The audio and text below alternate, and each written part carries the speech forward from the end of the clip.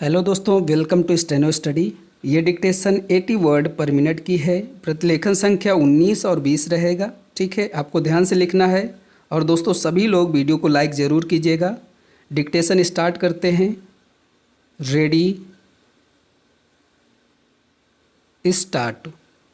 महोदय, जब तक अहिंदी भाषी हिंदी को हृदय से स्वीकार नहीं करते तब तक वह राष्ट्रभाषा का स्थान नहीं पा सकती, और यह तभी हो सकता है जब वे यह समझें कि इसमें उनका भी योगदान है और उन्होंने इससे केवल लिया ही नहीं बल्कि इसे कुछ दिया भी है, और उन पर कोई दूसरी भाषा लादी नहीं गई है, बल्कि यह उनकी ही भाषा है।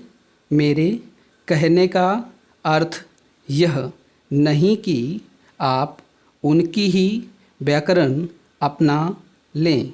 इसका अर्थ यही है कि आप उदारतापूर्वक जितना ले सकते हैं ले लें।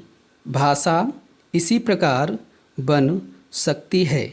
यह भी आवश्यक नहीं है कि उसको स्वीकार करने पर आप वही लिखना प्रारंभ कर दें, परंतु जो वे लिखें उसको आप गलत ना समझें।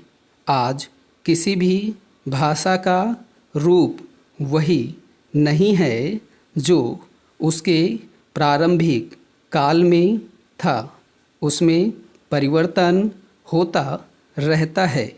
हिंदी के इतिहास में भी आपको यही बात मिलेगी।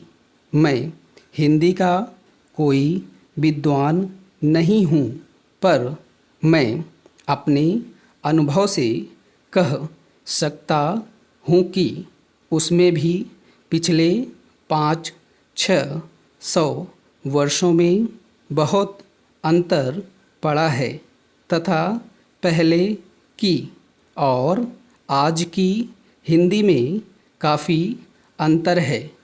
इसलिए नव युग में जब वह देश की भाषा बनने जा रही है तो उसमें थोड़ा अंतर करना भी पड़े तो वह स्वीकार कर लेना चाहिए, जिससे उसका अन्य प्रदेशों के लोगों के साथ मेल बैठ जाए।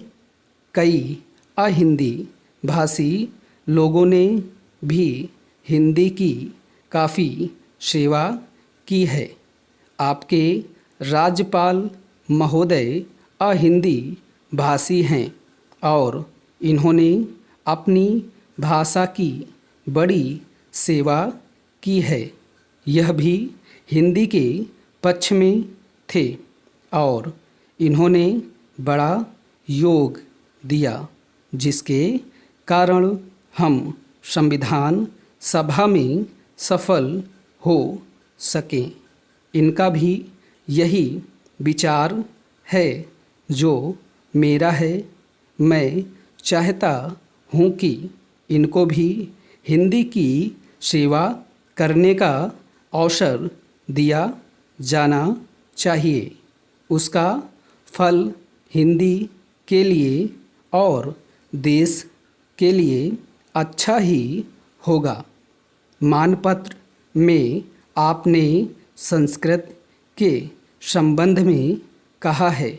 मैं मानता हूँ कि हमारे देश में संस्कृत का अध्ययन आवश्यक है, क्योंकि देश की सभी भाषाओं का स्रोत वही भाषा है। संस्कृत से हमारा संबंध अटूट है। इसकी पढ़ाई लिखाई कम हो गई है। यह हमारे लिए दुख की बात है। मैं आशा करता हूँ कि इसकी उन्नति होगी। महोदय, मैं अपने बारे में कहता हूँ। जब मैं छोटा था और कॉलेज में पढ़ रहा था, तब रूस और जापान के बीच युद्ध छिड़ा। उस समय समाचार पत्रों में जापान के संबंध में बहुत सी बातें छपा करती थीं।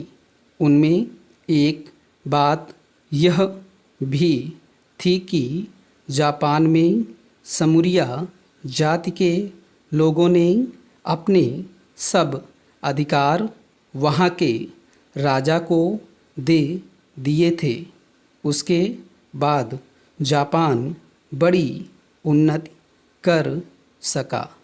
हम लोग यह पढ़कर आश्चर्य और सराहना करते थे। उससे बढ़कर हमारे यहाँ के लोगों ने स्वराज्य स्थापित होने के बाद 1-2 वर्ष में एक उदाहरण उपस्थित करके दिखाया। हम भी अपने हजारों वर्षों के इतिहास को नहीं भूलेंगे। जो रियासतें अलग अलग स्थापित हो गई थीं और एक प्रकार से भारत कई टुकड़ों में बटा हुआ था, वे सब टुकड़े एक हो गए। आज ब्रिटिश भारत और देसी रियासतें मिलकर एक हो गई हैं। उसके बाद हमारे सामने यह प्रश्न आया कि भारत के लोग केवल स्वराज्य से ही सुखी नहीं हो सकते, उनको किसी न किसी प्रकार सुखी बनाना है। इस संबंध में सरकार ने अपनी ओर से प्रायः सभी राज्यों में जमींदारी और जागीरदारी उन्मूलन के कानून उपस्थित किए और वे कानून पास हुए। प्रसन्नता की बात तो यह है कि बहुत से स्थानों में कानून उन लोगों की स्वीकृति से तथा उन लोगों की सलाह से पास किए जिनकी जमींदारी और जागीरदारी समाप्त हो जानी थी। यह भी देश प्रेम का उदाहरण है। उन लोगों ने अपनी संपत्ति का त्याग इसलिए किया कि उससे सारे देश को लाभ पहुँचे। वह काम भी लगभग पूरा हो गया और पूरा होता जा रहा है। हमारे सामने मार्ग प्रशस्त हैं और अब हमें इस पर चलने की शक्ति चाहिए।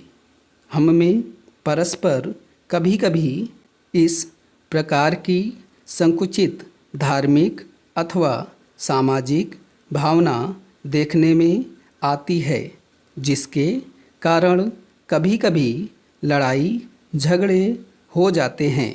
हम इस चीज़ को भी दूर करने का प्रयत्न कर रहे हैं। हमारे संविधान में स्पष्ट बात दिया गया है कि कोई चाहे किसी भी धर्म का क्यों न हो, किसी भी जाति का क्यों न हो, इस देश में सबको समान अधिकार है। गरीब से गरीब आदमी को भी वही एक वोट देने का अधिकार है जो कि राजा साहब को है, या मुझे धर्म के नाम पर किसी प्रकार का भेदभाव नहीं किया जाता है, स्टॉप।